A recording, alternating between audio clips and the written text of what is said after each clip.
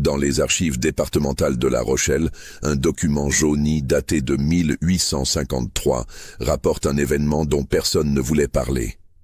Un affrontement qui aurait dû rester enterré. Un maître contre son esclave. Un homme blanc contre un géant africain. Un duel qui transforma une plantation prospère en cimetière de secrets. Avant de plonger dans cette histoire troublante, abonnez-vous à la chaîne et dites-moi dans les commentaires de quelle ville vous nous écoutez en ce moment. Votre soutien nous permet de déterrer ces histoires oubliées par le temps. L'année 1848 marque un tournant dans l'histoire coloniale française. Tandis que Paris célèbre la Révolution de février et l'abolition définitive de l'esclavage dans toutes les colonies, certaines régions d'outre-mer demeurent isolées, comme suspendues dans un temps révolu. À La Réunion, anciennement appelée île Bourbon, les plantations de canne à sucre s'étendent à perte de vue et le décret d'abolition tarde à s'appliquer réellement. C'est dans ce contexte que prospère la propriété Valcourt, située dans les hauteurs de Saint-Paul, sur la côte ouest de l'île. 500 hectares de terres volcaniques fertiles, 320 esclaves officiellement recensés et une réputation qui fait trembler jusqu'aux autorités coloniales. Le maître des lieux, Édouard Valcourt, appartient à cette catégorie de colons que même les autres planteurs craignent. Fils unique d'une famille enrichie par 3 générations de commerce triangulaire, il hérite de la plantation à l'âge de 28 ans, en 1843, après la mort subite de son père dans des circonstances jamais vraiment élucidées. La demeure principale de la plantation s'élève sur une colline, dominant les champs comme une sentinelle. Construite en pierre de lave noire et en bois précieux importé de Madagascar, elle évoque davantage une forteresse qu'une résidence. Les fenêtres sont étroites, les murs épais, et une galerie couverte encercle l'étage supérieur, offrant une vue panoramique sur l'ensemble du domaine. De là-haut, Édouard Valcourt observe, toujours. Son télescope en cuivre, posé en permanence sur un trépied, scrute les moindres mouvements dans les champs.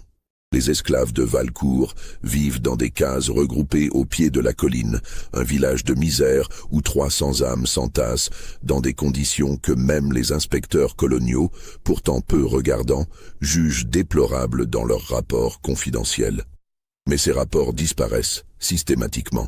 Valcourt possède des relations à Saint-Denis, la capitale administrative, et certains fonctionnaires lui doivent leur poste.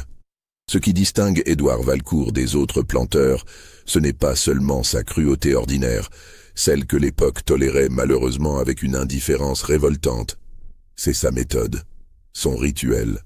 Depuis son arrivée aux commandes de la plantation, il a instauré une pratique qui glace le sang de tous ceux qui en entendent parler. Une fois par mois, parfois plus souvent selon son humeur, Valcourt organise ce qu'il appelle des leçons d'ordre. Le principe est d'une simplicité terrifiante. Il choisit un esclave, généralement un homme dans la force de l'âge, et le provoque en duel. Pas un duel à mort officiellement. Non, un affrontement à main nue, ou parfois avec des bâtons, dans un cercle tracé à la chaux devant la maison principale. Les règles semblent équitables en apparence. Si l'esclave parvient à tenir debout plus de 5 minutes, il gagne sa liberté. Si Valcourt l'emporte, l'esclave retourne au champ avec quelques blessures et l'humiliation gravée dans la chair. Mais personne n'a jamais gagné. En 5 années, 42 hommes ont affronté Valcourt. 42 hommes se sont retrouvés au sol, le visage tuméfié, les côtes brisées, l'orgueil pulvérisé. Valcourt n'est pas un colosse. Il mesure à peine 1,75 m, possède une carrure athlétique sans être imposante. Mais il a été formé dès l'enfance par un ancien officier de la Grande Armée, maître d'armes et boxeur réputé. Chaque coup qu'il porte est calculé, précis, dévastateur. Il ne frappe jamais par rage, toujours avec méthode. Ses leçons servent un double objectif. Démontrer publiquement la supériorité physique du maître, briser psychologiquement toute velléité de rébellion. Mais il y a autre chose, quelque chose de plus sombre encore. Valcourt prend plaisir à ses combats. Ses yeux brillent d'une lueur étrange lorsqu'il attache ses cheveux en arrière, retrousse ses manches et pénètre dans le cercle. Les témoins parlent d'un sourire qui n'atteint jamais ses yeux, d'une concentration féroce, comme s'il cherchait quelque chose qu'il ne trouve jamais vraiment dans ces affrontements déséquilibrés. Les esclaves sont forcés d'assister. Tous, hommes, femmes, enfants. Ils forment un cercle silencieux autour du théâtre de violence, sous la surveillance des contremaîtres armés de fouets et de fusils. Le message est clair. Regardez, comprenez, n'oubliez jamais qui commande ici. Le printemps de 1851 apporte avec lui une chaleur étouffante et une tension palpable. Les nouvelles de l'abolition officielle circulent, malgré les efforts de Valcourt pour les étouffer. Des murmures courent dans les cases. Certains parlent de fuite vers Saint-Denis, d'autres d'une possible intervention des autorités. Mais Valcourt semble invulnérable, protégé par ses relations et par l'isolement géographique de sa plantation. C'est dans ce climat que se prépare le duel qui va tout changer. Le 23 avril 1851, un navire britannique accoste au port de Saint-Paul. Ce n'est pas inhabituel. La Réunion, située sur les routes commerciales de l'océan Indien, voit régulièrement des bâtiments de diverses nationalités faire escale pour se ravitailler. Mais ce navire transporte une cargaison inhabituelle. Officiellement, il s'agit d'un bateau marchand en provenance de Zanzibar. Officieusement, il pratique encore la traite, malgré son interdiction par la couronne britannique depuis 1833. À bord se trouvent 27 hommes et femmes originaires de la région des Grands Lacs africains, pas des esclaves, selon les documents. Des travailleurs engagés, une fiction juridique commode. Parmi eux, un homme attire immédiatement l'attention. Il se nomme Kimati. Aucun nom de famille n'est mentionné dans les registres, juste Kimati. Il mesure 2 mètres 8 centimètres. Ses épaules semblent taillées dans le granit. Son torse, large comme un tonneau, porte les scarifications rituelles du peuple Massaï. 3 lignes parallèles sur chaque joue, symbole de courage et d'initiation guerrière. Ses yeux d'un brun profond ne scillent jamais. Il a environ 30 ans, peut-être moins, peut-être plus. Personne ne le sait vraiment. Personne ne lui a demandé. Édouard Valcourt se trouve au port ce jour-là, discutant avec un négociant de Saint-Denis à propos d'une commande de machines pour sa sucrerie. Lorsqu'il aperçoit Kimati descendre la passerelle, enchaîné mais droit comme un arbre, quelque chose s'allume dans son regard. Ce n'est pas de la peur, ce n'est pas de l'admiration, c'est une forme de convoitise malsaine, le regard d'un chasseur qui vient de repérer la proie ultime. Valcourt s'approche du capitaine britannique, un certain Randolph Carver, homme rougeau à la barbe grisonnante et aux manières brutales. La négociation dure moins de 10 minutes. Valcourt offre un prix exorbitant, 3 fois la valeur habituelle d'un travailleur engagé. Carver accepte sans discuter, soulagé de se débarrasser de ce prisonnier qui a causé des troubles durant la traversée. 2 marins ont été blessés lorsque Kimati a tenté de briser ses chaînes lors d'une tempête au large de Madagascar. Le transfert se fait immédiatement. Kimati est conduit à la plantation Valcourt dans un chariot renforcé, accompagné de 4 contremaîtres armés. Durant tout le trajet, qui dure près de 3 heures sur les chemins défoncés menant vers les hauteurs, Kimati ne prononce pas un mot. Il observe les plantations qui défilent, les visages des autres esclaves dans les champs, les montagnes qui se dressent à l'horizon, couvertes de forêts luxuriantes. Il cherche déjà une issue. C'est évident dans la manière dont ses yeux scrutent chaque détail du paysage. À son arrivée à la plantation, Valcourt ordonne qu'on le conduise directement dans une case isolée, séparée du village des esclaves. Une petite construction en pierre, initialement utilisée comme réserve à outils, a été vidée pour lui. Une seule fenêtre, barrée de fer. Une porte massive, fermée de l'extérieur par 2 cadenas.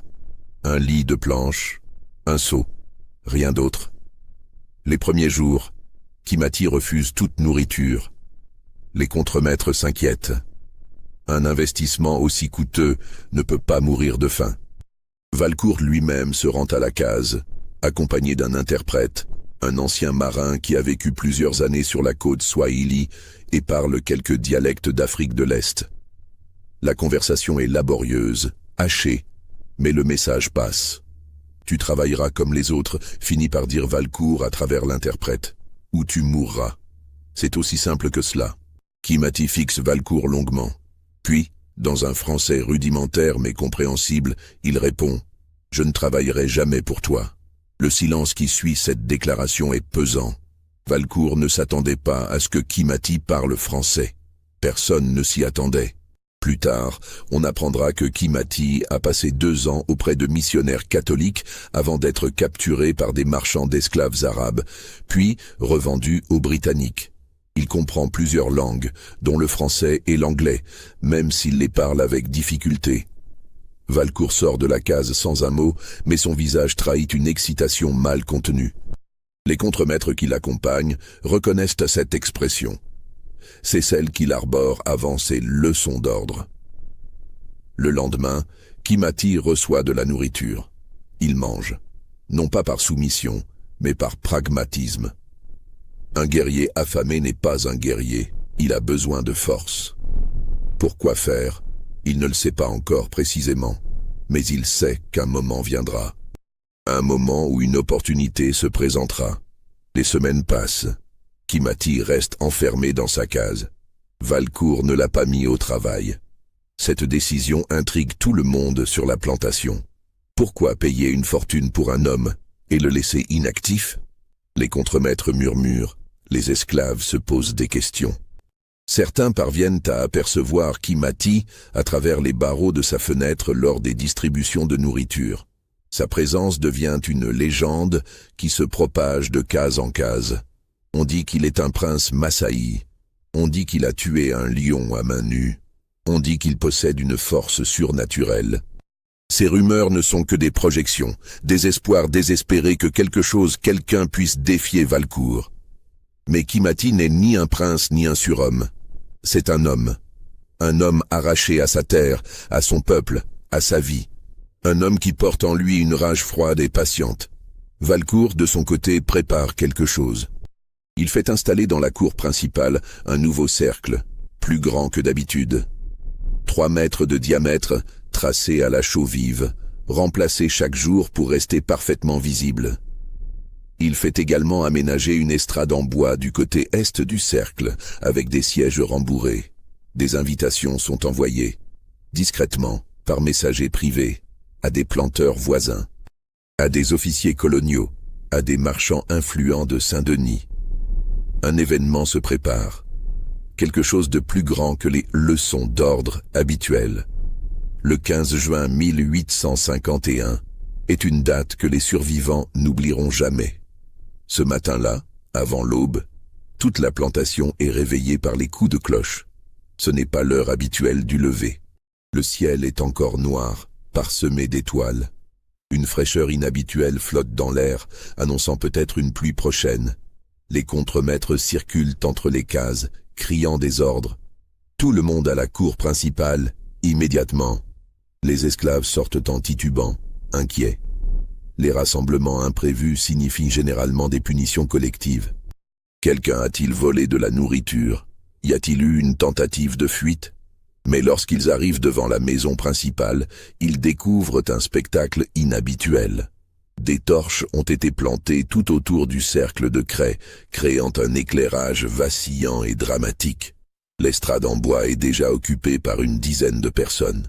Des hommes blancs en habits élégants, certains fumant des cigares, d'autres sirotant déjà du rhum malgré l'heure matinale. Ils bavardent entre eux avec désinvolture, comme s'ils assistaient à un spectacle de théâtre.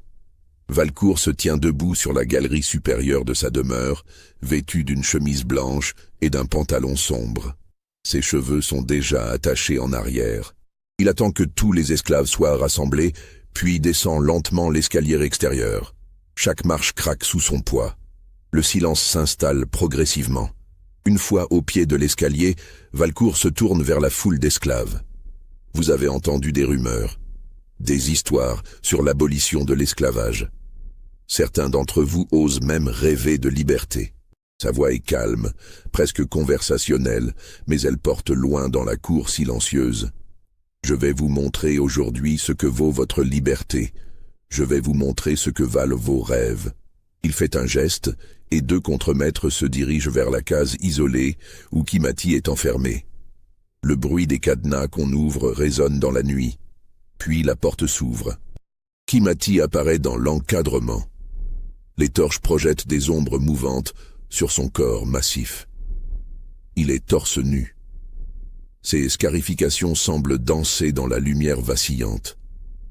Ses poignets et ses chevilles portent encore les marques rouges des chaînes, mais il n'est plus entravé. Un murmure parcourt l'assemblée des esclaves. Beaucoup le voient pour la première fois. Sa taille est encore plus impressionnante en personne. Il dépasse les contremaîtres de 2 têtes. Ses muscles roulent sous sa peau sombre à chaque mouvement. Les contremaîtres le poussent vers le cercle. Kimati avance lentement, observant la scène. Son regard balaye les invités sur l'estrade, puis les esclaves rassemblés, puis enfin Valcourt. Les 2 hommes se font face de part et d'autre du cercle de craie.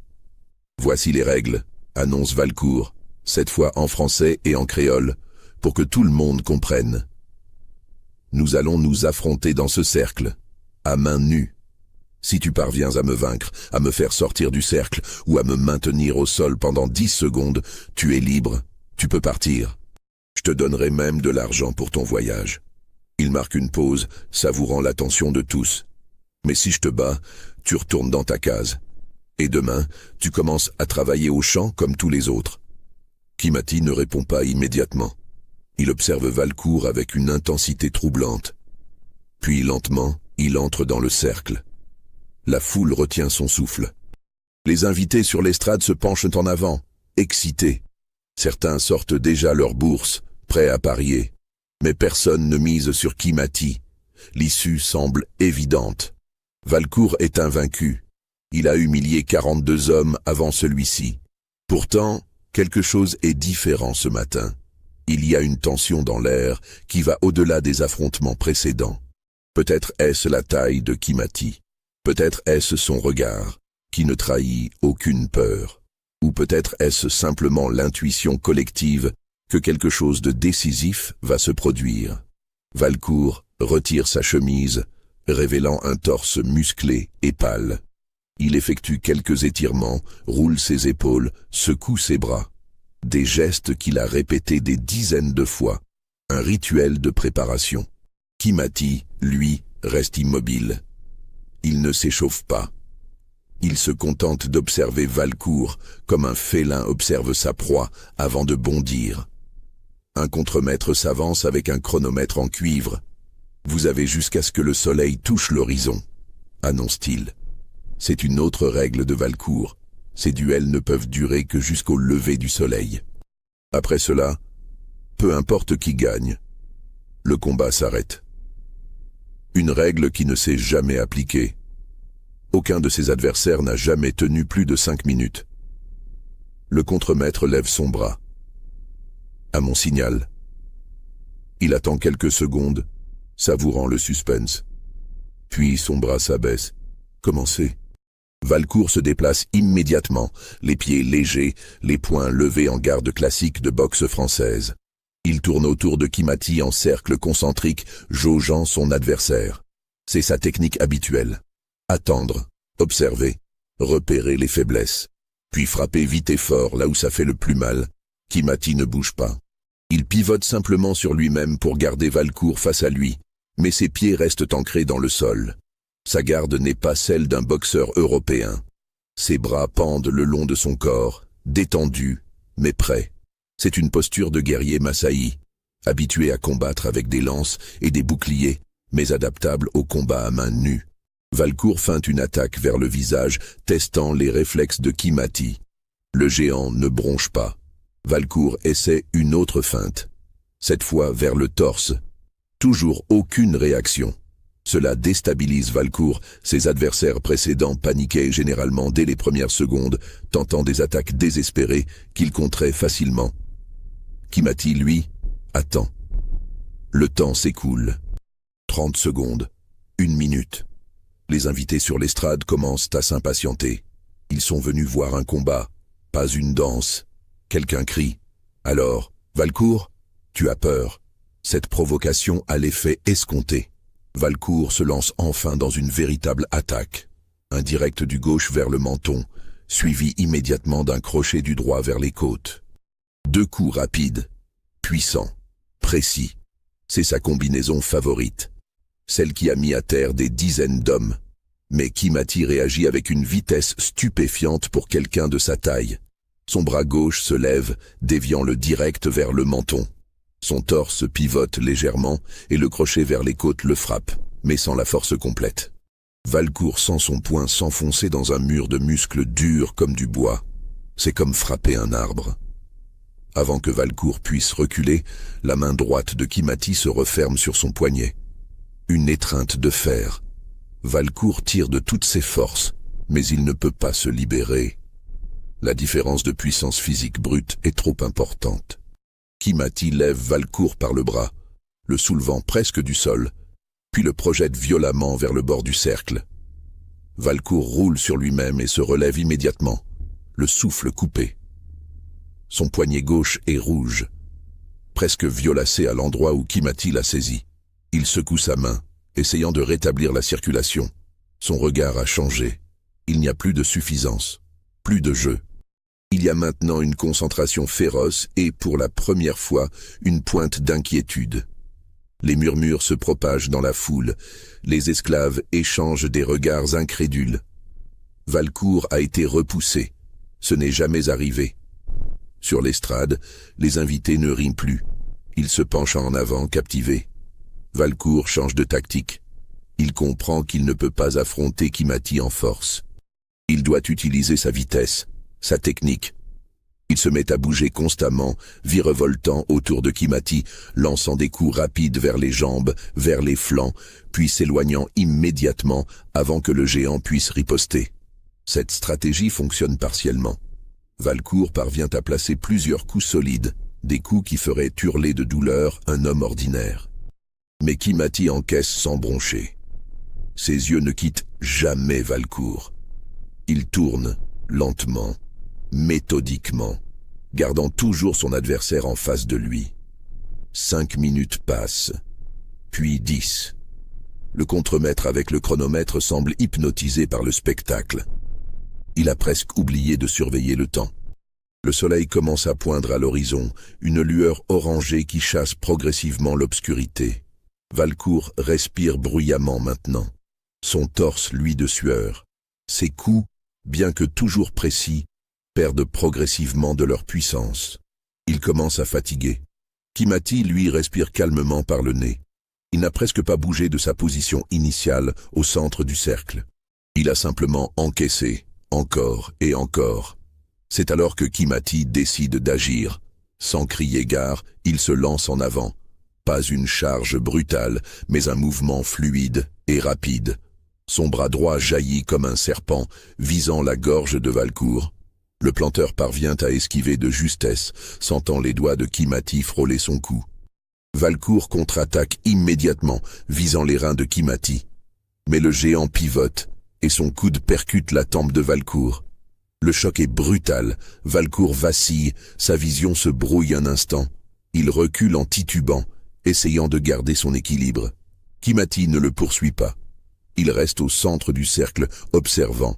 Cette retenue est calculée.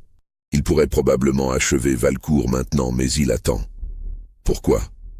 Peut-être veut-il briser l'homme psychologiquement avant de le vaincre physiquement. Peut-être veut-il que tous les témoins voient bien ce qui se passe. Que l'invincible Valcourt est vulnérable. Valcourt reprend ses esprits, sa tempe saigne légèrement. Il touche la plaie, regarde le sang sur ses doigts. Son visage se durcit. La peur laisse place à la rage. Une rage froide, dangereuse. Il se jette sur Kimati avec une furie désespérée, lançant une série de coups sans pause, visant la tête, le torse, les bras, tout ce qui est à portée. Kimati se protège, ses avant-bras encaissant la majorité des coups. Mais quelques-uns passent. Un coup atteint son arcade sourcilière, ouvrant une coupure. Un autre percute ses côtes avec un craquement inquiétant. Kimati grimace pour la première fois, accusant le coup. Les deux hommes se battent maintenant avec une intensité terrible. Ils sont tous deux blessés, tous deux épuisés, Mais aucun ne recule. Le cercle de craie semble rétrécir autour d'eux. Leurs corps se heurtent, se repoussent, se cherchent dans une danse mortelle. Le soleil émerge complètement à l'horizon, baignant la scène d'une lumière dorée. Le contremaître consulte son chronomètre, puis regarde le ciel. Le temps est écoulé. Selon les règles de Valcourt, le combat devrait s'arrêter, mais personne n'ose intervenir. Personne ne veut briser ce moment. C'est Kimati qui porte le coup décisif. Il feinte une attaque vers la gauche, forçant Valcourt à se découvrir, puis son poing droit s'abat comme un marteau sur la clavicule du planteur. Le craquement résonne dans toute la cour. Valcourt hurle, un cri de douleur pure qui glace le sang de tous les témoins. Il s'effondre sur un genou tenant son épaule droite. Sa clavicule est brisée, c'est évident dans la manière anormale dont son épaule pend. Son visage est blême, couvert de sueur froide. Il tente de se relever, mais ses jambes ne répondent plus. La douleur est trop intense. Kimati se tient au-dessus de lui, immense, silencieux. Il pourrait le finir. Un coup de pied à la tête, et Valcourt serait inconscient, peut-être mort. Mais Kimati ne bouge pas. Il attend. Attend que Valcourt reconnaisse sa défaite. Les secondes s'étirent comme des heures. Le silence est assourdissant. Puis, lentement, Valcourt lève sa main gauche, la seule qu'il peut encore bouger. C'est un geste d'abandon, de soumission. Un rugissement collectif s'élève de la foule des esclaves, un mélange de joie, de soulagement, d'incrédulité. L'impossible vient de se produire. Valcourt a été vaincu. Le maître invincible est à terre, brisé. Sur l'estrade, les invités sont pétrifiés. Certains ont le visage rouge de colère, d'autres sont livides. Un planteur se lève brusquement et quitte les lieux sans un mot, scandalisé par ce qu'il vient de voir. Le spectacle qui devait démontrer la supériorité du maître blanc s'est transformé en son exact opposé. Deux contremaîtres se précipitent pour aider Valcourt à se relever. Il les repousse violemment de sa main valide, malgré la douleur atroce que ce mouvement provoque. Il ne veut pas paraître faible, pas devant ses esclaves, pas devant ses pairs. Il se lève en titubant, maintenant son épaule brisée contre son torse. Son regard se rive sur Kimati. Il y a dans ses yeux une haine pure, mais aussi quelque chose d'autre.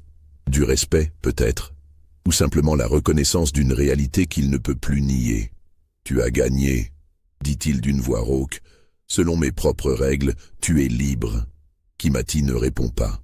Il sort du cercle de craie, laissant des empreintes de pieds ensanglantés dans la poussière. Ses pieds sont blessés. La craie vive a brûlé sa peau durant le combat. Mais il marche droit, la tête haute. Valcourt donne des ordres au contremaître, sa voix tremblante de douleur et d'humiliation. Donnez-lui des vêtements, de la nourriture, et 50 francs, comme je l'ai promis. Les contremaîtres hésitent, ils n'ont jamais eu à appliquer cette partie du règlement. Valcourt hurle, « Obéissez maintenant !» On conduit Kimati vers une remise où on lui donne une chemise et un pantalon usagés, mais propres. On lui tend également une sacoche contenant quelques provisions et l'argent promis. Tout cela se passe dans un silence tendu. Les contremaîtres le regardent avec un mélange de peur et de curiosité. Kimati enfile les vêtements. C'est la première fois qu'il porte des habits européens. Ils sont trop petits pour lui, tirant aux coutures, mais il ne s'en soucie pas. Il prend la sacoche, vérifie son contenu d'un coup d'œil rapide, puis se dirige vers le chemin qui descend de la plantation. Les esclaves forment une haie silencieuse sur son passage. Certains tendent la main pour le toucher, comme s'il était une figure mythique. D'autres pleurent. Beaucoup le regardent simplement avec une admiration mêlée d'envie. Il est libre. Il a fait ce que personne n'avait réussi avant lui. Kimati marche sans se retourner. Ses pas sont lourds mais réguliers. Il disparaît progressivement dans la courbe du chemin, avalé par la végétation luxuriante qui borde la route. Derrière lui, sur la plantation, le chaos commence à s'installer. Valcourt a été transporté dans sa chambre par ses contremaîtres.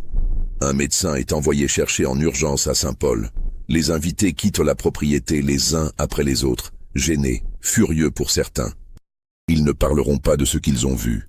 Trop embarrassant, trop dangereux pour l'ordre social. Mais les esclaves, eux, parlent.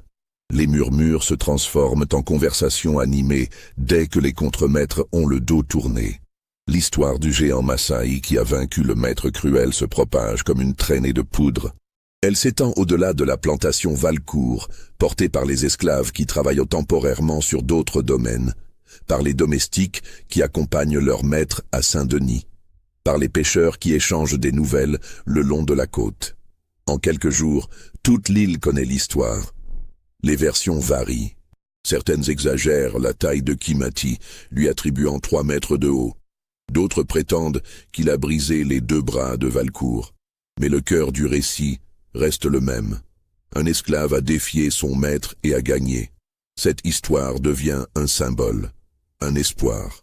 Dans les plantations de la Réunion, où l'abolition tarde à s'appliquer réellement malgré les décrets parisiens, le nom de Kimati est murmuré avec révérence. Il représente la possibilité qu'un homme, même dans les chaînes, puisse reconquérir sa dignité. Mais l'histoire ne s'arrête pas là. Ce qui suit est moins connu, presque entièrement effacé des mémoires. Seuls quelques documents fragmentaires, découverts des décennies plus tard dans les archives départementales, permettent de reconstituer les événements. Kimati ne quitte pas l'île. Il aurait pu.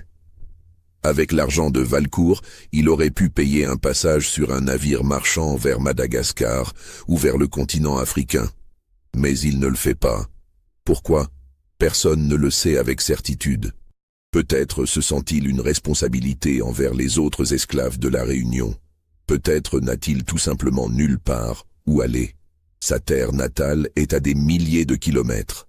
Dans une région déchirée par les guerres tribales et les raids esclavagistes, retourner là-bas serait un suicide.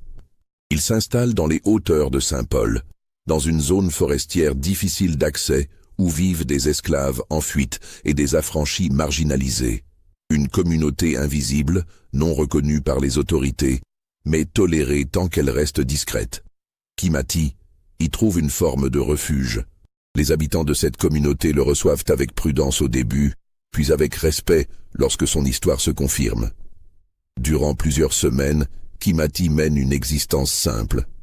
Il aide à la construction de cases, participe aux cultures vivrières de la communauté, apprend à survivre dans cet environnement tropical si différent des savanes d'Afrique de l'Est.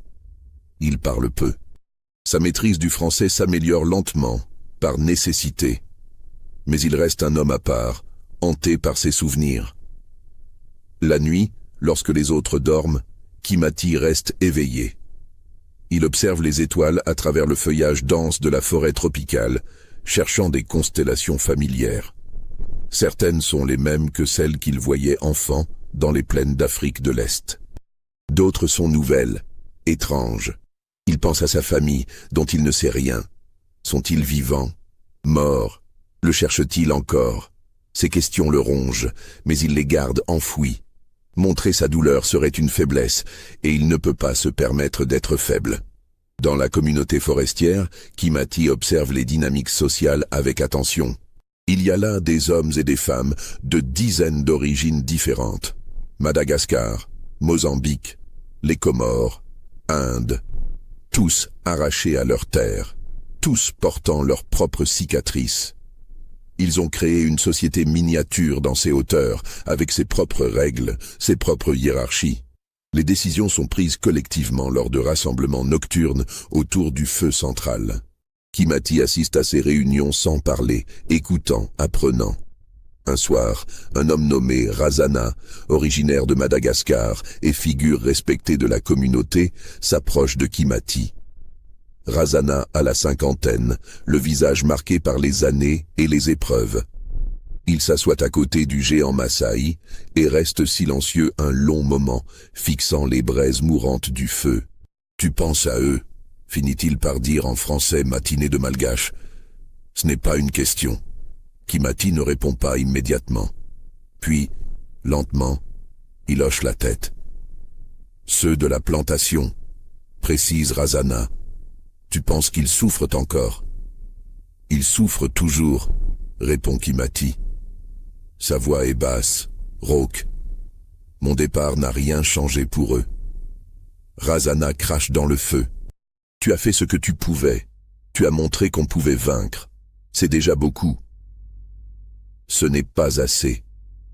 Ce dialogue, rapporté beaucoup plus tard par un membre de la communauté devenu affranchi, illustre le tourment intérieur de Kimati. Il a gagné sa liberté, mais au prix d'un sentiment de culpabilité écrasant. Les autres esclaves de Valcourt restent enchaînés pendant que lui vit dans la forêt. Cette injustice le consume. Pendant ce temps, sur la plantation Valcourt, la situation se détériore de manière dramatique. Le maître ne s'est jamais vraiment remis de sa blessure. Sa clavicule a été remise en place par le médecin, mais elle guérit mal. Son bras droit reste partiellement paralysé. Mais surtout, c'est son autorité qui a été brisée ce matin-là dans le cercle de craie. Les esclaves ne le craignent plus de la même manière. Oh, ils obéissent encore. Les fouets et les fusils des contremaîtres garantissent une certaine discipline. Mais quelque chose a changé. Les regards sont différents, plus directs, moins soumis. Des actes de sabotage mineurs se multiplient. Des outils disparaissent. Des récoltes sont mystérieusement abîmées. Rien de majeur, rien qu'on puisse clairement attribuer à quelqu'un. Mais l'effet cumulatif est dévastateur pour l'efficacité de la plantation. Un document comptable daté du mois d'août 1851, retrouvé dans les archives, montre une chute vertigineuse de la production. La récolte de canne à sucre est en baisse de 40% par rapport à l'année précédente. Les coûts d'exploitation explosent. Valcourt doit emprunter auprès de créanciers de Saint-Denis pour payer ses contremaîtres et maintenir le domaine à flot. Ces dettes s'accumulent dangereusement. Valcourt sombre dans une paranoïa croissante. Il ne sort presque plus de sa maison. Il passe ses journées sur la galerie supérieure, scrutant les champs avec son télescope, convaincu que des complots se trament contre lui. Ses cheveux, autrefois noirs et soigneusement peignés, deviennent gris et hirsutes. Sa barbe pousse de manière inégale. Ses vêtements, toujours impeccables auparavant, portent maintenant des taches et des accrocs.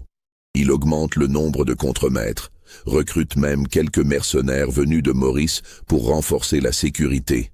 Ces hommes, des vétérans des campagnes coloniales en Inde et en Afrique, sont brutaux et sans scrupules.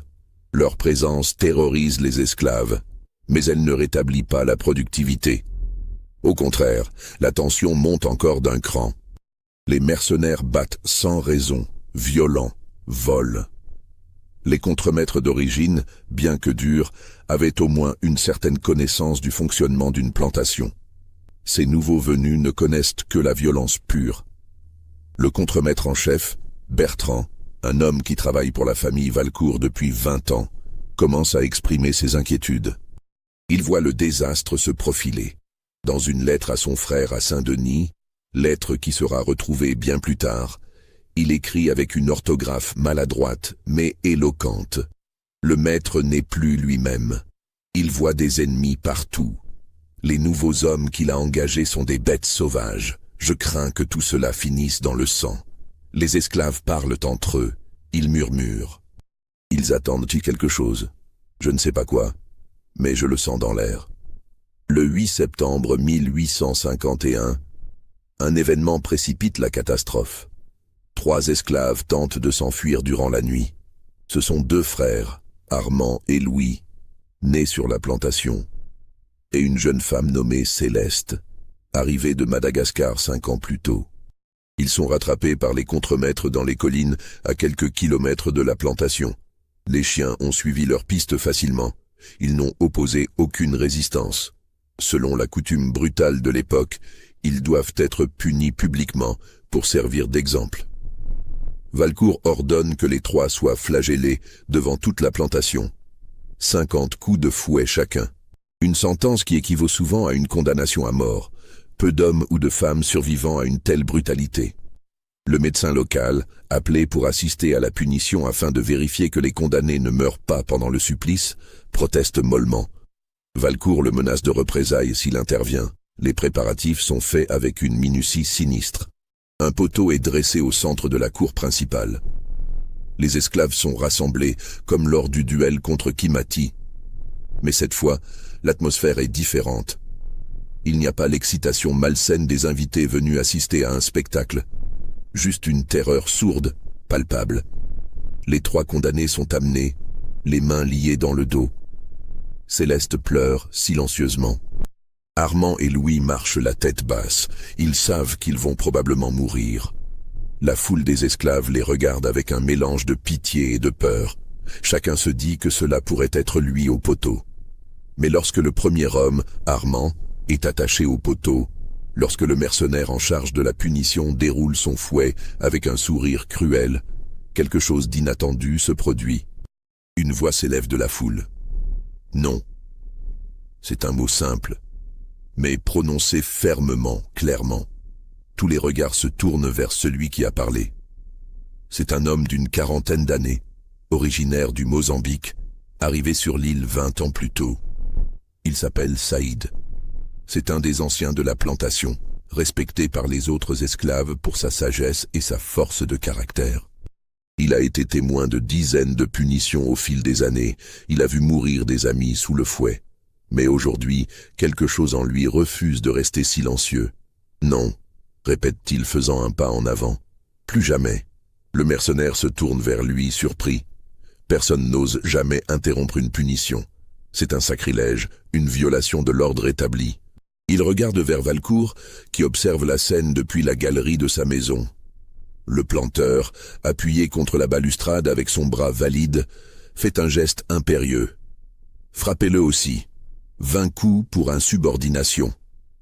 Mais avant que le mercenaire puisse bouger, d'autres voix s'élèvent. Non. C'est une femme âgée qui a vu 3 de ses enfants vendus à d'autres plantations. Puis une autre voix. Non. Un jeune homme à peine sorti de l'adolescence. Non. Un vieillard courbé par les années de travail au champ. Non. Non. Non. C'est une cascade de refus. Pas une révolte violente. Pas une charge désespérée. Juste un refus collectif, calme mais inflexible. Les voix se multiplient jusqu'à former un chœur sourd, répétitif. Non. Non. Non. Certains le disent en français, d'autres en créole, d'autres encore dans leur langue d'origine. Mais le sens est universel. Les contremaîtres et les mercenaires lèvent leurs armes, prêts à tirer. Ils sont 12 face à 300. L'équilibre des forces, habituellement maintenu par la peur et la violence, bascule soudainement. Les esclaves ne bougent pas. Ils ne chargent pas, ne brandissent pas d'armes improvisées. Ils restent simplement là, debout, formant un mur humain silencieux, mais inébranlable. C'est un moment suspendu dans le temps. Personne ne sait ce qui va se passer. Une fusillade pourrait éclater. Des dizaines de personnes pourraient mourir. Le mercenaire en charge de la punition lève son fusil, visant Saïd. Son doigt se crispe sur la détente. Mais quelque chose le retient. Peut-être est-ce la détermination absolue qu'il lit dans les yeux de l'esclave. Peut-être est-ce la conscience que tirer sur un seul homme déclencherait une véritable révolte que même 12 fusils ne pourraient pas contenir. Valcourt, depuis sa galerie, voit son monde s'effondrer. Il hurle désordre, mais sa voix se perd dans le silence pesant. « Tirez, tirez sur eux, je vous l'ordonne. » Mais les mercenaires ne bougent pas. Ils ont participé à des massacres en Afrique et en Asie, mais quelque chose dans cette résistance passive les déstabilise. Ce n'est pas une bataille qu'ils savent combattre. Valcourt tente de descendre lui-même, de reprendre le contrôle physiquement, mais son bras blessé le handicape trop. Il trébuche dans l'escalier, manque de tomber, se rattrape de justesse. Cette démonstration pathétique de sa faiblesse physique achève de détruire ce qui reste de son autorité. Il est prisonnier de sa propre infirmité, spectateur impuissant de la désintégration de son pouvoir. Finalement, c'est Bertrand, le contremaître en chef, qui prend une décision. Il regarde longuement la scène. Les 3 condamnés attachés au poteau. Les 300 esclaves immobiles, unis dans leur refus. Les mercenaires hésitants, leurs fusils pointés mais leurs doigts tremblants sur les détentes. Valcourt hurlant depuis sa galerie, et il comprend que tout est fini, que continuer ne mènera qu'au bain de sang. Et probablement pas dans le sens que Valcourt espère. Il abaisse lentement son fusil. « Détachez les prisonniers », ordonne-t-il à voix basse à ses hommes. Les autres contremaîtres le regardent avec stupéfaction. L'un d'eux, un jeune recruté récemment, proteste. « Mais monsieur Bertrand, les ordres du maître. »« Les ordres du maître vont tous nous faire tuer », coupe Bertrand sèchement. « Détachez-les, maintenant !» Les 3 esclaves sont libérés de leurs liens.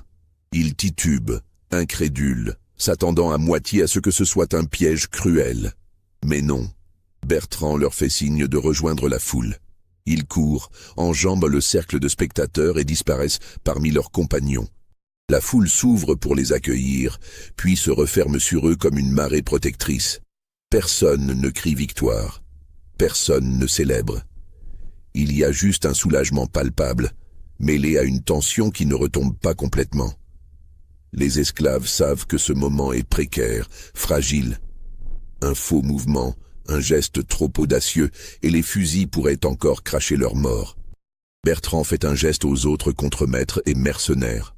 Rentrez à la maison des gardes, laissez-les retourner aux cases. Les hommes armés obéissent avec un mélange de soulagement et de confusion. Ils reculent lentement, gardant leurs armes levées, puis se dispersent. La foule des esclaves reste encore quelques instants, attendant de voir si c'est vraiment terminé. Puis, progressivement, elle se dissout aussi. Les gens retournent vers leurs cases, parlant à voix basse, encore sous le choc de ce qui vient de se passer. Saïd, l'homme qui a prononcé le premier « non », reste debout au centre de la cour, désormais vide.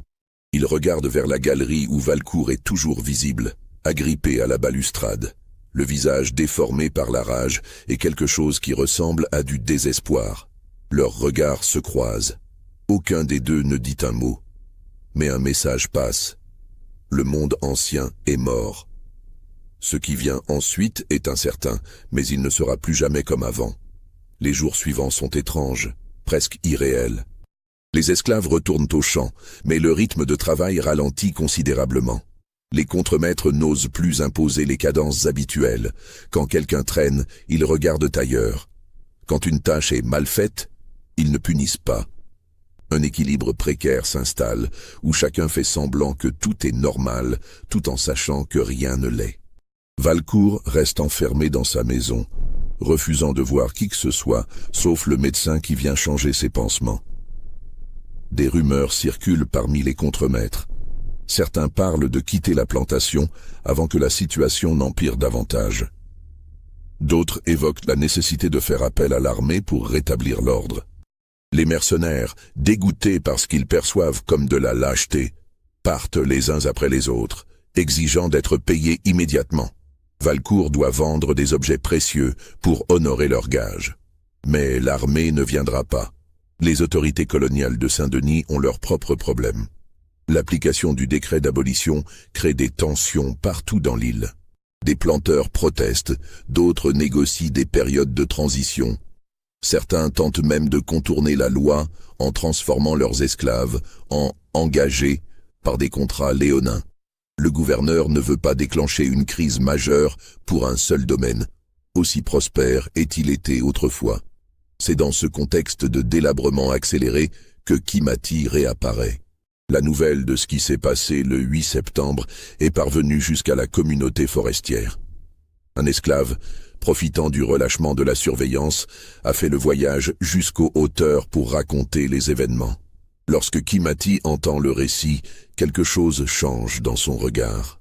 Razana, l'ancien malgache, le voit immédiatement. « Tu vas y retourner », dit-il simplement. Kimati hoche la tête. Ils ont besoin de voir qu'il existe une autre voie. C'est dangereux. Valcourt pourrait te faire tuer. Officiellement, tu es un homme libre, mais dans sa tête, tu restes un esclave qui l'a humilié. Je sais. Mais je dois y aller. Razana soupire, puis sourit légèrement. Alors tu n'iras pas seul. Le groupe qui se forme est composé d'une dizaine de personnes. Des hommes et des femmes de la communauté forestière qui ont entendu parler de ce qui se passe à la plantation Valcourt et qui veulent t'aider. Ils ne sont pas armés, du moins pas visiblement. Quelques bâtons de marche, quelques couteaux de travail dissimulés. Mais ce n'est pas une expédition militaire. C'est une délégation. Ils descendent des hauteurs au petit matin, lorsque la brume enveloppe encore les collines. Leur progression est lente mais déterminée. Kimati marche en tête, sa silhouette massive reconnaissable même de loin. Certains paysans qui les voient passer depuis leurs champs font des signes de la main. L'histoire du géant Massaï s'est répandue partout. Il est devenu une figure légendaire. Lorsqu'ils arrivent en vue de la plantation Valcourt, vers la mi-journée, ils s'arrêtent un instant. Kimati observe les lieux. Rien n'a vraiment changé en apparence. Les champs de canne, les cases des esclaves, la grande maison sur sa colline. Mais il sent que quelque chose est différent. L'atmosphère, une tension électrique dans l'air. Ils reprennent leur marche, descendant ouvertement le chemin principal. Les premiers à les voir sont des enfants qui jouent près des cases. Ils courent, criant avec excitation. Le géant est revenu. Les adultes sortent de leurs abris, incrédules. Certains pensent d'abord que c'est une hallucination collective. Mais non, c'est bien lui, en chair et en os, marchant vers la cour principale comme s'il ne craignait rien. Les contremaîtres, alertés par le remue-ménage, se précipitent avec leurs armes. Ils entourent le groupe de Kimati, fusil braqué. Bertrand, le contremaître en chef, s'avance. Il reconnaît immédiatement le géant Massaï. Son visage trahit un mélange de surprise et de quelque chose qui ressemble à du respect. « Que viens-tu faire ici ?» demande-t-il sans hostilité apparente. Kimati lève les mains, paumes ouvertes, dans un geste de paix. « Nous sommes venus parler », dit-il en français, articulant lentement chaque mot. « Pas pour combattre, juste pour parler. » Bertrand hésite. La situation est délicate. Officiellement, Kimati est un homme libre. Il a gagné ce statut selon les propres règles de Valcourt. Le renvoyer ou lui faire du mal pourrait avoir des conséquences légales, aussi dysfonctionnelles que soient les lois coloniales. Mais le laisser entrer et parler à Valcourt directement, c'est prendre une responsabilité énorme. « Attends ici », finit-il par dire. « Je vais voir si le maître accepte de te recevoir. » Kimati et son groupe s'arrêtent au bord de la cour principale. Les esclaves de la plantation commencent à se rassembler autour d'eux, d'abord timidement, puis de plus en plus nombreux. Ils veulent voir le géant de près toucher l'homme qui a vaincu le maître cruel. Des murmures circulent. « C'est vraiment lui ? Regarde comme il est grand. Il est revenu pour nous aider. » Bertrand monte à la maison principale. Il trouve Valcourt dans son bureau, entouré de papiers froissés et de bouteilles vides. Le planteur boit beaucoup ces derniers jours, c'est évident dans ses yeux rouges et ses gestes maladroits. « Quoi encore ?» grogne Valcourt sans lever les yeux. « Le Massaï est revenu. Kimati. Il demande à vous parler. » La réaction de Valcourt est explosive. Il se lève d'un bond, renversant sa chaise. « Quoi ? Il ose revenir ici ? Arrêtez-le, enchaînez-le. Je vais... » « Monsieur, » coupe Bertrand avec fermeté. « Il est libre, vous l'avez libéré vous-même, et il est venu avec des témoins. Si nous lui faisons du mal, il y aura des conséquences. » Valcourt vacille, se rattrape au bord du bureau. La rage cède progressivement place à quelque chose d'autre, une curiosité malsaine peut-être, ou simplement la résignation d'un homme qui sait qu'il n'a plus rien à perdre. « Qu'il monte », finit-il par dire d'une voix éteinte. Seul, pas ses compagnons. Bertrand redescend et transmet le message. Kimati hoche la tête et commence à gravir les marches vers la galerie supérieure. Chaque pas est lent, mesuré. Il monte comme on monte à l'échafaud ou au tribunal, avec dignité, mais sans illusion. Valcourt l'attend sur la galerie, appuyé contre la balustrade. Il est méconnaissable par rapport au maître arrogant du duel. Amaigri, le teint grisâtre, le bras droit pendant mollement le long de son corps. Ses cheveux gris sont en désordre, sa barbe mal taillée, ses vêtements froissés et tachés. Il regarde Kimati avec un mélange de haine, de peur et de quelque chose qui pourrait être du respect. « Que veux-tu » demande-t-il d'une voix rauque. Kimati reste debout face à lui, droit comme un pilier. Il prend son temps avant de répondre, choisissant ses mots avec soin. « Je viens proposer quelque chose », dit-il finalement. « Tu ne peux plus gérer cette plantation. Tout le monde le sait. Tes esclaves ne te craignent plus. Tes contremaîtres doutent. Tes pairs te méprisent. Tes créanciers attendent. Chaque mot est une lame plantée dans la fierté déjà exsangue de Valcourt. Il serre son poing valide jusqu'à ce que ses jointures blanchissent. Mais il ne répond pas. Il sait que c'est vrai. Laisse-les partir, continue Kimati. Tous. Libère-les officiellement. Accepte ce que la loi française impose de toute façon. Et peut-être pourras-tu négocier avec eux pour qu'ils restent travailler ici, mais comme hommes libres, avec un salaire.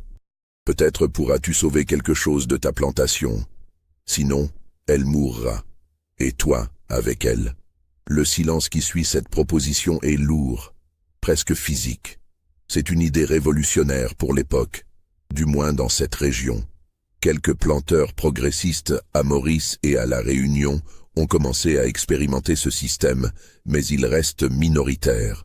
La plupart des colons voient l'abolition comme la fin de leur monde, pas comme une opportunité de transformation. Valcourt ricane amèrement. Et pourquoi ferais-je cela? Par bonté d'âme? Parce qu'un esclave fugitif me le demande? Non, répond Kimati calmement. Parce que c'est ta seule chance de survie.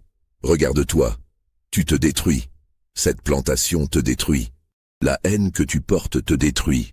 Si tu continues ainsi, dans 6 mois, tu seras mort ou ruiné. Probablement les deux. Ce n'est pas une menace directe. C'est une prédiction. Et tous ceux qui sont présents, y compris Bertrand qui écoute au pied de l'escalier, savent qu'elle est vraie. Les semaines qui suivent cette confrontation restent obscures, enveloppées dans une brume d'incertitude que même les archives les plus méticuleuses ne parviennent pas à dissiper complètement. Les documents officiels de l'époque deviennent confus, contradictoires, comme si plusieurs versions de la réalité tentaient de coexister dans les registres poussiéreux de l'administration coloniale. Un document daté du 26 septembre 1851, signé de la main tremblante d'Édouard Valcourt, enregistre la libération de 68 esclaves. Pas tous, juste 68, choisis selon des critères qui restent opaques. Certains sont âgés, d'autres malades, quelques-uns sont des enfants. C'est un premier pas, minuscule, presque insultant dans sa timidité. Mais c'est un pas. D'autres papiers, découverts dans un carton différent des archives départementales, suggèrent que la plantation a été placée sous une forme de tutelle administrative informelle. Un comptable de Saint-Denis, nommé Laurent Duchamp, commence à apparaître dans les registres comme administrateur provisoire. Il semble avoir été envoyé par les créanciers de Valcourt pour tenter de sauver ce qui peut l'être de l'investissement. Ses notes personnelles, conservées par ses descendants et données aux archives dans les années 1960, dressent un portrait glaçant de la situation. Je suis arrivé à la propriété Valcourt le 3 octobre, écrit-il dans un rapport daté du 15 octobre 1851. L'état des lieux est catastrophique. Les champs sont à moitié abandonnés. Les équipements de la sucrerie sont endommagés par le manque d'entretien. La discipline est inexistante. Le maître lui-même est dans un état lamentable, alternant entre des crises de rage et des périodes d'apathie complète. Il boit énormément et refuse la plupart du temps de discuter des affaires de la plantation. Les esclaves travaillent quand bon leur semble et les contremaîtres n'osent plus rien imposer. J'ai tenté de rencontrer ce Kimati dont tout le monde parle, mais il semble s'être évanoui dans la nature après sa visite dramatique du mois précédent. Ce témoignage est crucial car il confirme plusieurs éléments clés. Premièrement, que Kimati est effectivement revenu et a confronté Valcourt. Deuxièmement, que la plantation est en pleine décomposition. Troisièmement, et c'est peut-être le plus important, que Kimati a disparu de nouveau après cet épisode. Duchamp tente pendant plusieurs mois de redresser la situation. Il négocie avec les anciens esclaves, proposant des contrats de travail qui, bien que léonins selon les standards modernes, sont révolutionnaires pour l'époque. Un salaire mensuel minuscule, le droit de cultiver un petit lopin de terre pour leur usage personnel, et la promesse qu'aucune violence physique ne sera exercée contre eux. Environ 150 personnes acceptent ces termes. Les autres quittent la plantation. certains rejoignant les communautés des hauteurs, d'autres tentant leur chance à Saint-Denis ou dans d'autres parties de l'île. Valcourt lui-même devient une ombre. Les témoignages de ceux qui le voient durant cette période le décrivent comme un homme brisé, vieilli prématurément. Il a 41 ans mais en paraît 60. Ses cheveux sont devenus complètement blancs. Il ne sort presque plus de sa chambre. Le médecin qui le visite en novembre 1850 et un note dans son carnet. Le patient souffre de mélancolie profonde. Il refuse de s'alimenter correctement. Son bras droit est maintenant complètement paralysé. Il parle seul, évoquant constamment un géant qui l'aurait maudit. Je crains pour sa santé mentale. La référence à une malédiction est intéressante. Elle suggère que Valcourt, dans sa déchéance, a commencé à attribuer une dimension quasi surnaturelle à Kimati. C'est une façon pour son esprit de rationaliser l'irrationalisable pour lui. Comment un simple esclave a-t-il pu le vaincre? Comment son autorité absolue s'est-elle effondrée si rapidement? Dans l'impossibilité d'accepter la réalité, celle de sa propre brutalité et de l'insoutenabilité du système esclavagiste, Valcourt se réfugie dans une forme de pensée magique. En janvier 1852, la plantation Valcourt est officiellement mise en vente. L'annonce paraît dans le journal Le Courrier de la Réunion. Propriété de 500 hectares à Saint-Paul, comprenant terres arables, sucreries et dépendances. Prix à débattre. S'adresser à Maître Fontaine, notaire à Saint-Denis. Le prix demandé est dérisoire, 1/10 de ce que la propriété valait 5 ans plus tôt. Mais même à ce tarif, il n'y a pas d'acheteur. La réputation de la plantation la précède. Personne ne veut hériter de ce lieu maudit, de cette terre imprégnée de violence et de haine. Finalement, en avril 1852, un consortium de 3 marchands de Saint-Denis rachète la propriété pour une bouchée de pain. Leur intention n'est pas de maintenir la plantation en activité, mais de démanteler les équipements de la sucrerie et de revendre les terres par parcelles. C'est la fin de la plantation Valcourt, telle qu'elle existait. Quant à Édouard Valcourt lui-même, son destin devient encore plus obscur après la vente. Son nom apparaît une dernière fois dans les registres officiels le 8 mai 1852, lorsqu'il signe l'acte de vente définitif en présence du notaire Fontaine. Le notaire note dans la marge du document. Le vendeur paraissait absent, hébété. Il a signé sans poser de questions sur le prix ou les conditions. Il a simplement demandé si cette signature le libérait de ses dettes. Après cette date, plus rien dans les archives officielles. Aucune trace de décès enregistrée à La Réunion.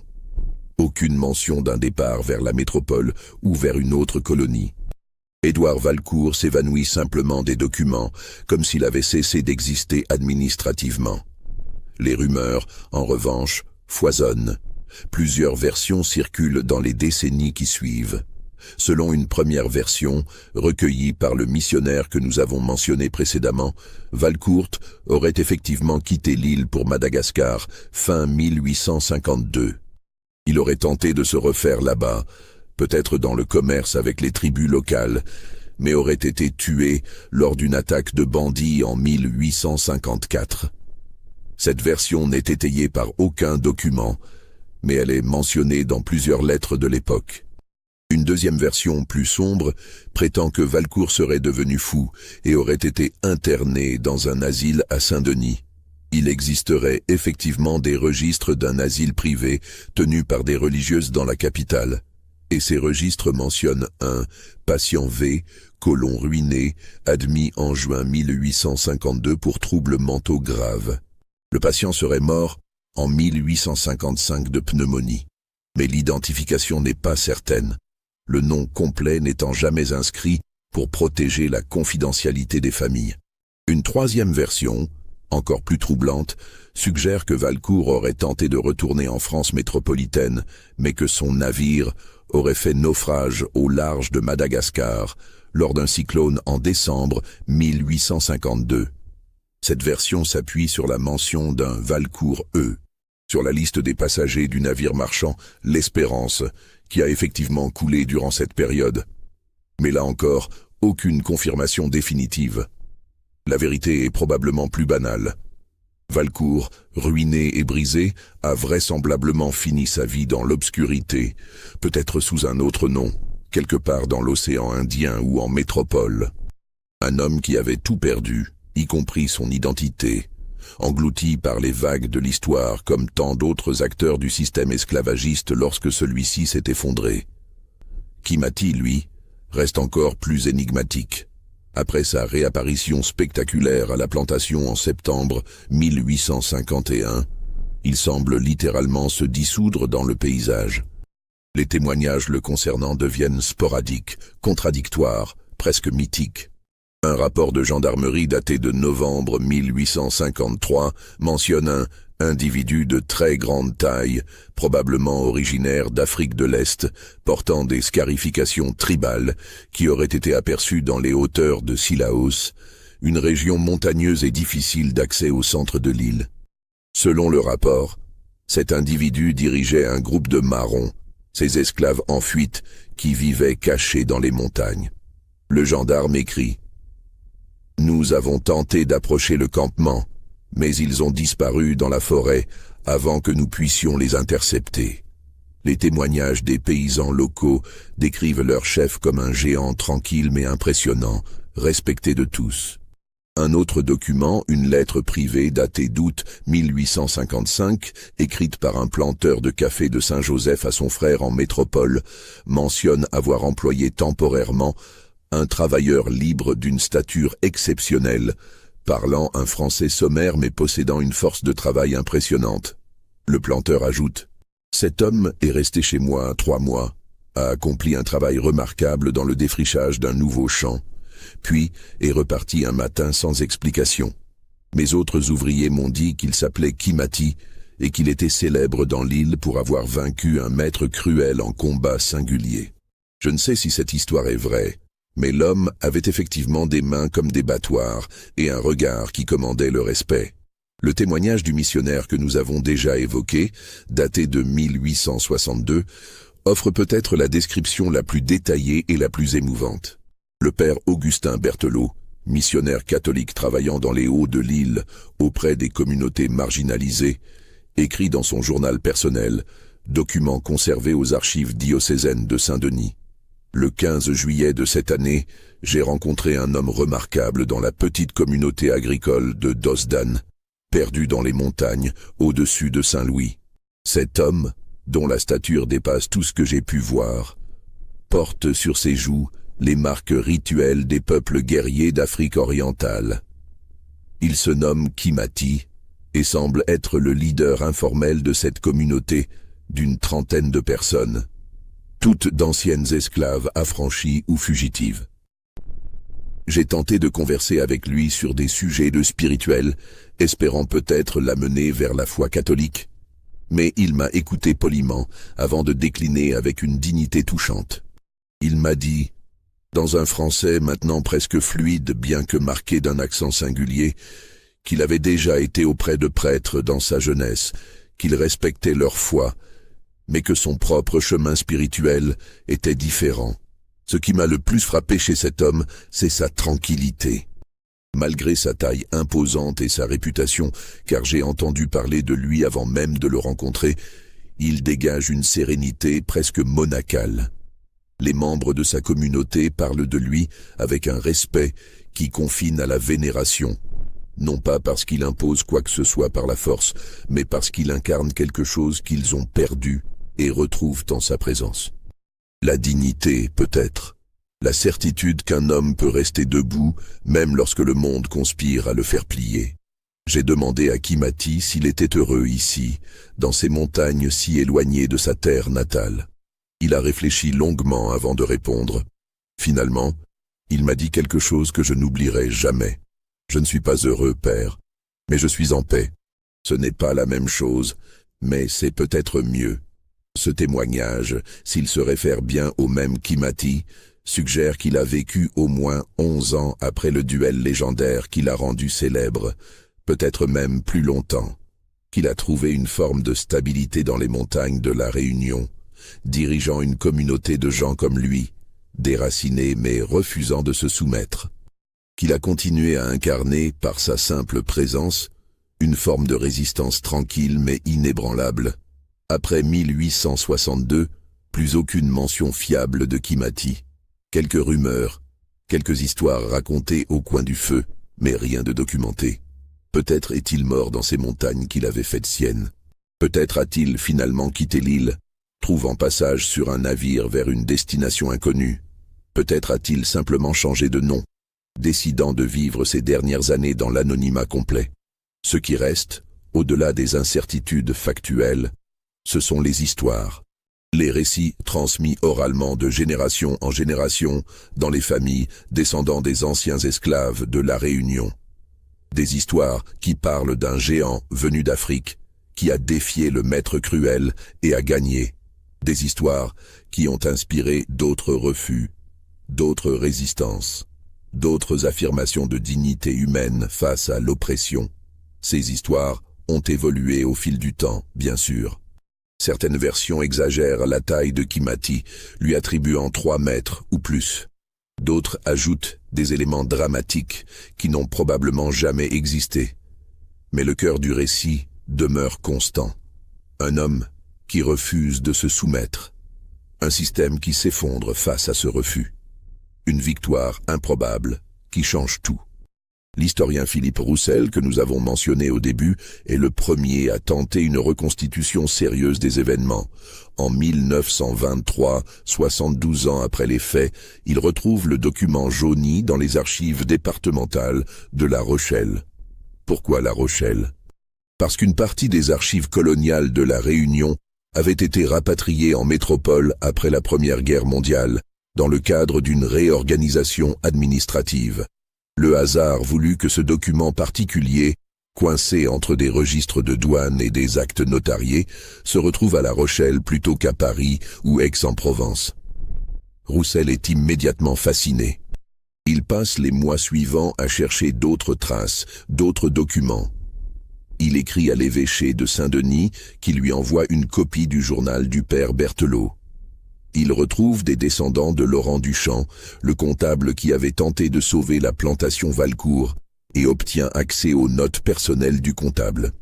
Il fait même le voyage à La Réunion, en 1924, où il interroge des personnes âgées dont les grands-parents ou arrière-grands-parents auraient pu connaître Kimati ou être témoins du duel. Les témoignages qu'il recueille sont troublants dans leur consistance.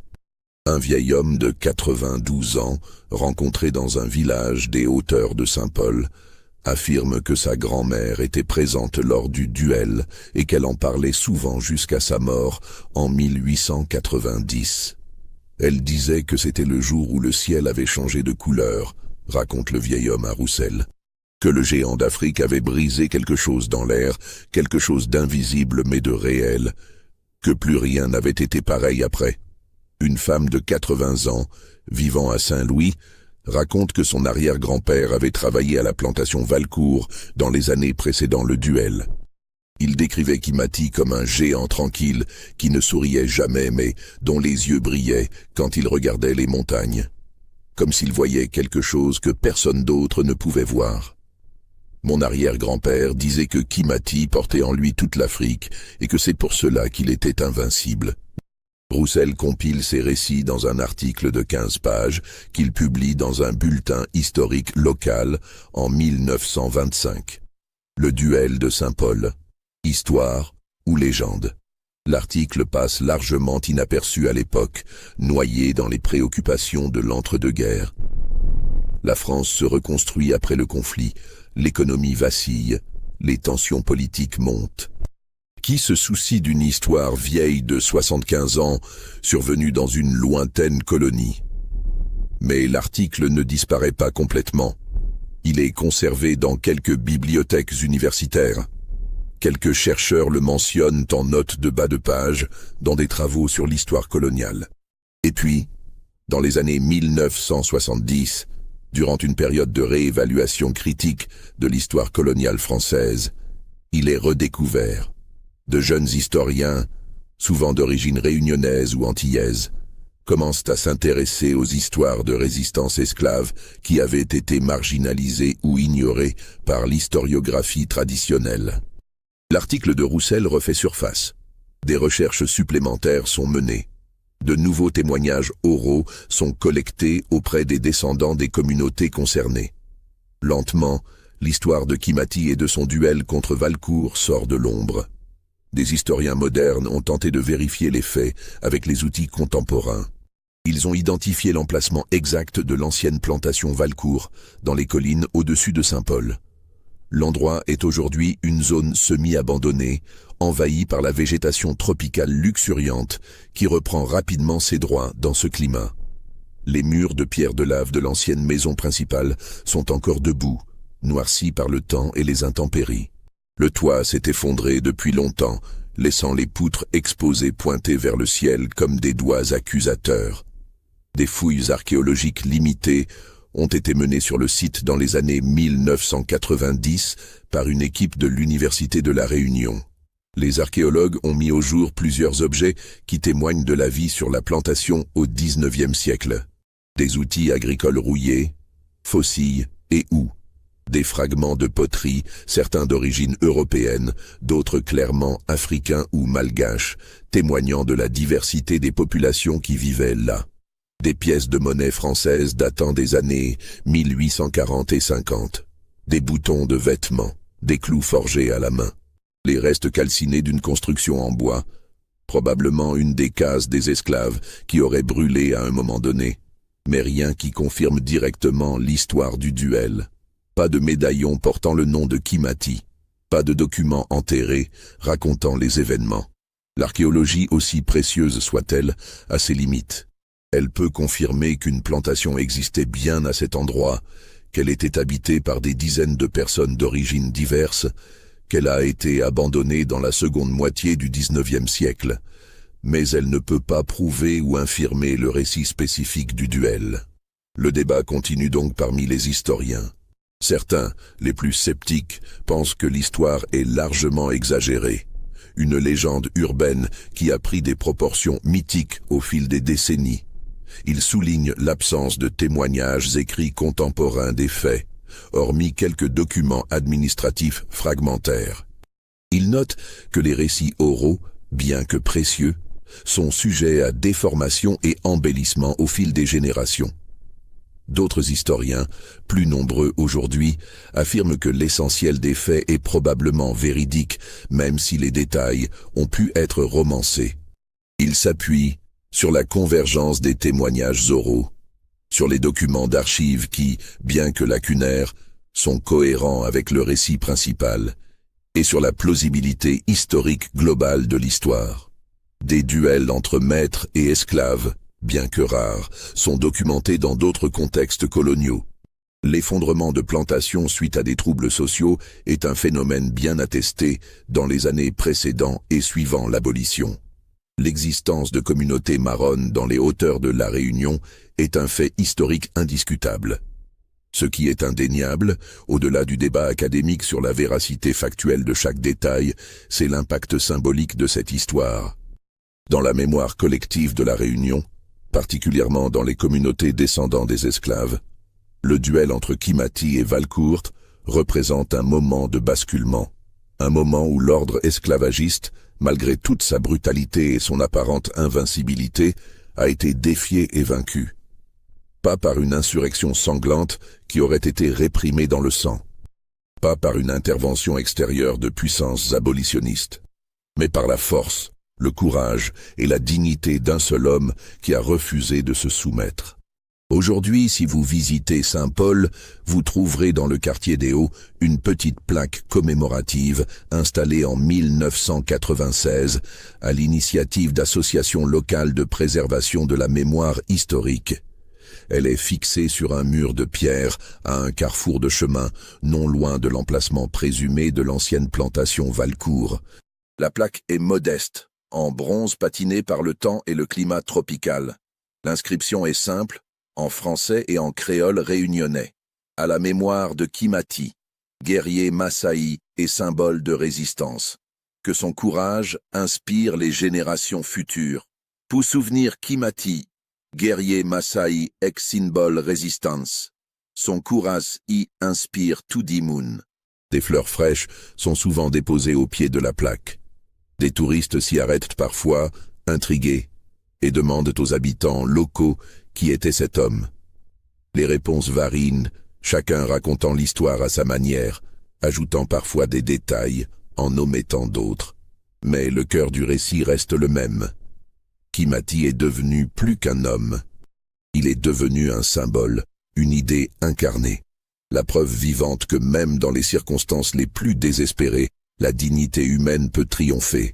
Personne ne sait vraiment si Kimati a jamais considéré la Réunion comme sa terre. Il avait été arraché à son peuple, traîné à travers l'océan, vendu comme du bétail, enchaîné et humilié. Cette île tropicale luxuriante n'avait rien à voir avec les savanes d'Afrique de l'Est où il était né, où il avait grandi, où il aurait dû vieillir entouré de sa famille et de son clan. Mais dans son refus de se soumettre, dans sa victoire improbable contre un système conçu pour le briser, il a laissé quelque chose d'impérissable dans cette terre d'exil forcé. Une preuve que la force brutale ne peut pas tout. Qu'un système, aussi bien organisé et violent soit-il, repose en fin de compte sur l'acceptation, même contrainte, de ceux qui l'oppriment. Et que lorsque cette acceptation est retirée, lorsque même un seul homme dit « non » et tient bon, les fondations mêmes du système commencent à trembler. Cette histoire vous a-t-elle donné des frissons? Pensez-vous que tout cela s'est vraiment passé ou n'est-ce qu'une légende embellie par le temps? La vérité se situe probablement quelque part entre les faits documentés et le mythe qui s'est construit au fil des générations. Mais n'est-ce pas justement cela qui rend cette histoire si puissante? Le fait qu'elle pourrait être vraie, qu'elle soit plausible dans tous ses détails, qu'aucun élément ne défie la logique ou la réalité historique? Dites-nous ce que vous en pensez dans les commentaires. Avez-vous déjà entendu parler d'histoires similaires dans votre région? Connaissez-vous d'autres récits de résistance contre l'oppression qui méritent d'être racontés? N'oubliez pas de vous abonner et de partager cette histoire avec ceux qui aiment les mystères historiques sombres et les récits de résistance oubliés. Car ces histoires, qu'elles soient entièrement vraies ou partiellement légendaires, portent en elles des vérités profondes sur la nature humaine, sur l'oppression et sur le refus indomptable de l'esprit face à la tyrannie. Elles nous rappellent que l'histoire n'est pas seulement faite par les puissants, les riches, ceux dont les noms remplissent les livres d'histoire officiels. Elle est aussi faite par des hommes comme Kimati, dont le nom ne serait probablement jamais apparu dans aucun registre si ce n'était pour ce moment unique. Ce duel dans un cercle de craie, ce refus de plier qui a changé le cours de dizaines, peut-être de centaines de vies. Et peut-être quelque part dans les montagnes de la Réunion, dans le bruissement du vent à travers les forêts tropicales, dans le murmure des rivières qui descendent vers l'océan, dans les ruines silencieuses de l'ancienne plantation Valcourt, les échos de ces événements résonnent encore. Pas comme des fantômes au sens surnaturel du terme, mais comme des souvenirs inscrits dans la terre elle-même, dans la mémoire collective de ceux qui y vivent, dans les histoires qui continuent à être racontées génération après génération. Car c'est cela, finalement, la vraie immortalité. Pas les monuments de marbre ou les statues de bronze qui finissent par s'éroder et tomber. Mais les histoires qui survivent, qui se transmettent, qui continuent à inspirer. Et tant qu'il y aura quelqu'un pour raconter l'histoire de Kimati, le géant Maasai qui a vaincu le maître cruel dans un duel à main nue, tant qu'il y aura quelqu'un pour écouter cette histoire et en tirer force et inspiration, Kimati, d'une certaine manière, sera toujours vivant.